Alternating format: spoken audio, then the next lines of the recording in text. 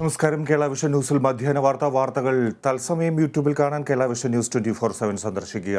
ഫേസ്ബുക്കിലും ഇൻസ്റ്റാഗ്രാമിലും ട്വിറ്ററിലും ഞങ്ങളെ ഫോളോ ചെയ്യാം. പ്രധാന വാർത്തകൾ. ജനങ്ങൾക്ക് ഇരുട്ടടിയായി പുതിയ സാമ്പത്തിക വർഷത്തിന് തുടക്കം. സർവത്ര മേഖലയിലും വിലക്കയറ്റം. ജീവൻ രക്ഷാമരുന്നുകൾക്കും മദ്യത്തിനും വർദ്ധിപ്പിച്ച വില പ്രാബല്യത്തിൽ. നികുതി വർധനയ്ക്ക് കാരണം സർക്കാരിന്റെ കെടുകാര്യസ്ഥതയെന്ന് വി ഡി സതീശൻ. വാണിജ്യ സിലിണ്ടറുകളുടെ വില 92 രൂപ കുറച്ച് എണ്ണ കമ്പനികൾ.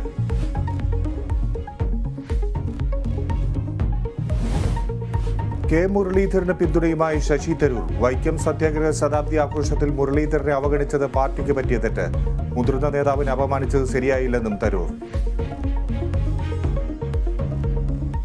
കെ എമ്മിന്റെ വിഷയത്തിൽ എനിക്ക് തോന്നുന്നു ഇത് ശരിക്ക് ഒരു തെറ്റാണ് നമ്മുടെ പാർട്ടിയുടെ പക. കാരണം ഈ വിഷയത്തിൽ ഒരു മാനദണ്ഡം അവർ പ്രഖ്യാപിച്ചു. ശ്രീ കെ മുരളീധരൻ നമ്മുടെ ഒരു സീനിയർ നേതാവാണെന്ന് മാത്രമല്ല, അദ്ദേഹം പാർട്ടിയുടെ ഭാരവാഹിത്യം എടുത്തൊരു വ്യക്തിയുമാണ്. അദ്ദേഹം KPCC പ്രസിഡന്റായിരുന്നു. ദുരിതാശ്വാസ ഫണ്ട് വിതരണത്തെ ന്യായീകരിച്ച് KT ജലീൽ MLA. മുഖ്യമന്ത്രിക്കെതിരെ പരാതി നൽകിയ RS ശശികുമാർ. മാധ്യമങ്ങൾക്കും വിമർശനം. MK മുനീറിന് പോക്കറ്റ് മണി നൽകിയത് പൊതുഖജനാവിൽ നിന്ന്. വിമർശകർക്ക് ചൊറിച്ചിലുണ്ടെങ്കിൽ സഹിച്ചേക്കുമെന്നും ജലീൽ.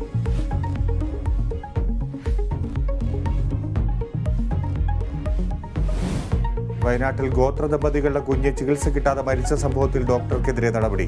മാനന്തവാടി മെഡിക്കൽ കോളേജിലെ താൽക്കാലിക ഡോക്ടറെ പിരിച്ചുവിട്ടു. ഡോക്ടർ രാഹുൽ സാജുവിന് വീഴ്ചയുണ്ടായെന്ന് കണ്ടെത്തൽ.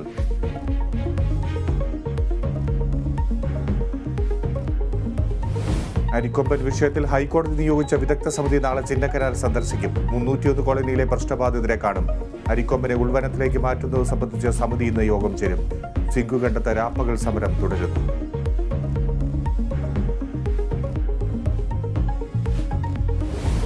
ബ്രഹ്മപുരത്തെ മാലിന്യ കൂമ്പാരം സ്വയം കത്തിയതാകാമെന്ന ഫോറൻസിക് റിപ്പോർട്ട്. രാസവസ്തുക്കൾ തീപിടിക്കാൻ കാരണമായെന്ന് കണ്ടെത്തൽ.